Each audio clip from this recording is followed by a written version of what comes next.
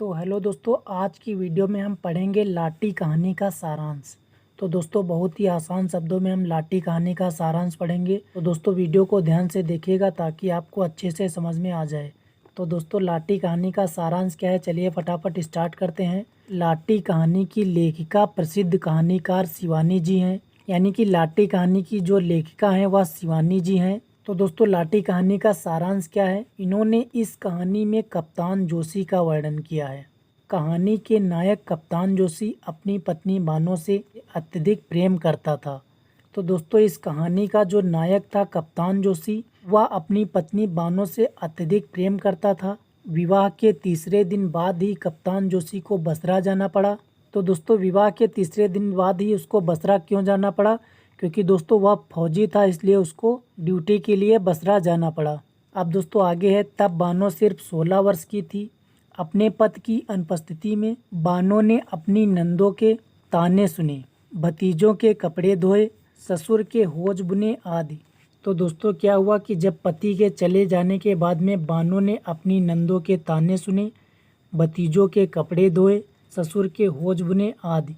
फिर दोस्तों उसके बाद में क्या हुआ, उसे मानसिक प्रताड़ना दी गई कि उसका पति जापानियों द्वारा कैद कर लिया गया है और वह अब कभी नहीं आएगा।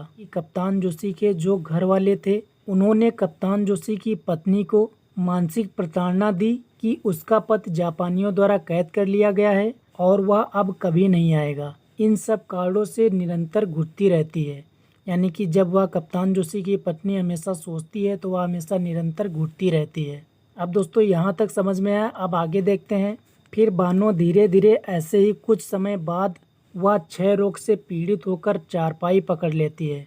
जब कप्तान जोशी 2 वर्ष बाद लौटकर वापस घर आता है तो उसे पता चलता है कि घर वालों ने बानो को क्षय रोग होने पर सेनेटोरियम अस्पताल भेज दिया है। वह दूसरे ही दिन वहां पहुंच गया।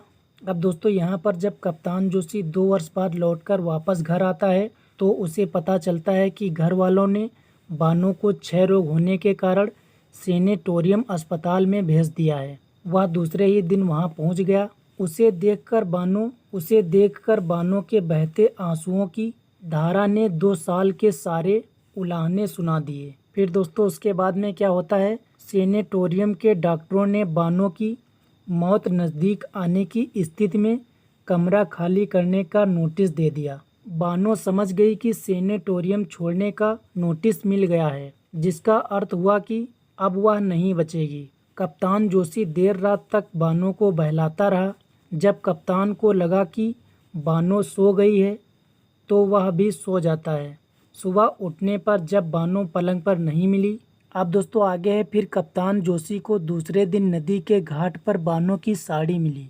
कप्तान को जब लाश भी नहीं मिली तो उसने समझा कि बानो नदी में डूबकर मर गई है। फिर लगभग 10 वर्ष बाद नैनीताल में वैष्णो देवी के दल में उसे लाठी मिलती है तो कप्तान उसे पहचान लेता है। पता चलता है कि गुरु महाराज ने औषधियों से उसका क्षय रोग ठीक कर दिया था, लेकिन इस प्रक्रिया में उसकी स्मरण शक्ति और आवाज़ दोनों चली गई। अब ना तो वह बोल सकती थी, ना ही किसी को पहचान सकती थी। उसका अपना अतीत याद नहीं रहता है। वह वैष्णो दल के साथ चली जाती है और मेजर स्वयं को पहले से अधिक बूढ़ा और खोखला महसूस करता है। तो दोस्तों यह था लाटी कहानी का सारांश। तो दोस्तों आशा करता हूँ कि लाटी कहानी का सारांश आप लोगों को अच्छे से समझ में आ गया होगा। तो दोस्तों वीडियो अच्छी लगी हो तो वीडियो को लाइक कीजिएगा और दोस्तों यदि आप चैनल पर नए हैं तो चैनल को सब्सक्राइब कीजिएगा। मिलते हैं नेक्स्ट वीडियो में, तब तक के लिए जय हिंद जय भारत।